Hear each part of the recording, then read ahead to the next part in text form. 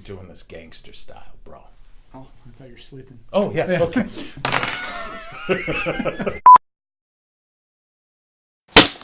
Hi, I'm Father Joe Krupp, pastor at Holy Family in Grand Blanket, St. Mark and Goodrich, and we are joined by Father Peter Lawrence, the associate pastor at both of those places. An all-around swell guy. Thank you. He just finished teaching. He had 3rd grade, I had 8th grade, and I told him, bro, 3rd grade was the best 5 years of my life. Only 5. I'm impressed. Well, they figured after 6 and 2nd grade, they better push me. I was bullying the others, you know. It's hopeless now. That's why you're so good in football, right? Yeah, I was the 26-year-old on the JV team. I dominated. So let's all go all Trinity on this. Okay. Yeah, so you pick which one we're going to go after first. Not that one. Of course.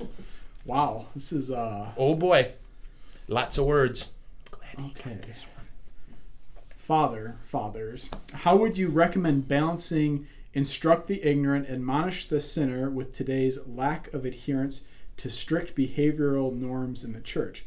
For example, talking prior to Mass in the presence of our Lord, lack of genuflecting, leaving early, etc. This is not acceptable behavior, yet lack of reverence will continue at times. Nice. All right. Yeah. Well, I'll start, and then you want to jump? Sure. Okay. Absolutely. So here's a key, and it's tough to hear, okay? But we will be a lot more at peace with ourselves if we stay focused on what we are called to control and let go of what we're not called to control. That what we can do as Christians is to present the best possible example by our word and our deed. When it comes to admonishing the ignorant, we want to make sure that we're doing it out of love. And if we can't do it out of love, then we got to wait, right? So when it comes to talking before Mass, I think there's ways to approach people gently and respectfully and tell them what your preference is. Because I don't think talking before the Blessed Sacrament is a lack of reverence. Reverence and joy, I think, can get all mingled together. But so that for me has brought me a lot of peace because it's tough sometimes to see all the practices out there that I wish we weren't doing. But to say, okay, I need to control what I'm called to control. And if I can't say it out of love, don't say anything at all. Right? What did you think? No, I think that's exactly right, and I think just a couple other things I would add. That love. What am I doing? Am I doing it out of love or not? Right, and so any kind of correction, right? There has to be a relationship there with the person. So, or quite frankly, sometimes people don't know, and that's another thing that this seminary prof told us. He said sometimes you don't know what you don't know, and other people don't know what they haven't been told. So sometimes we might see things in the church where we say that's a lack of reverence, or they don't. That's not the proper way to do this or that, and it's true. But sometimes, I know when I've brought things up to people before, they'll say, "Father, I never knew." Yeah. All right. I'll pick the next one because I have more seniority than you. Yes. And this one's upside down. Right side up. I know. What is upside right? Upside right. Upside right. Yeah. Okay. How is your bracket? Who have you chosen to win the tournament? I didn't make a bracket. I just crossed out every team that isn't MSU. So I bet you did something a little different. I didn't make a bracket either, but U of M's going to win the whole thing, so I didn't really need to make one. Right. So sorry. What we're confident of is that when all is said and done, the final will be MSU versus U of M, even though they don't line up that way.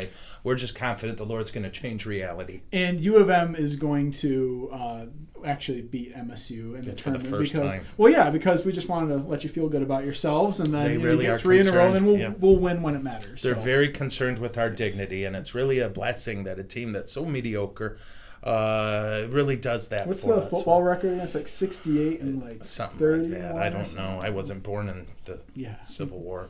Mm-hmm. So, all right, brother. How late can I arrive at Mass and still receive communion? Oh, that's a good one.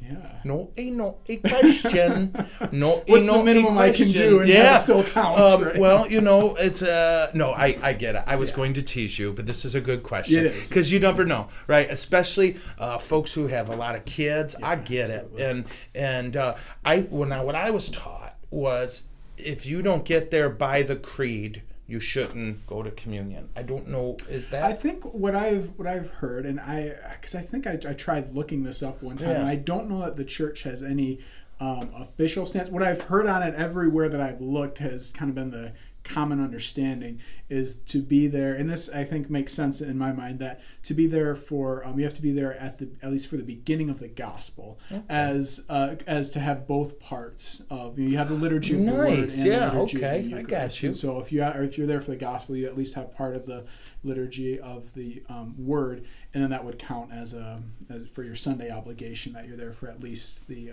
gospel. That's what I've heard everywhere I've seen. And you know what? A key is this: if you find yourself in a spot where it's unavoidable, you know what happens? It happens, sure. Right?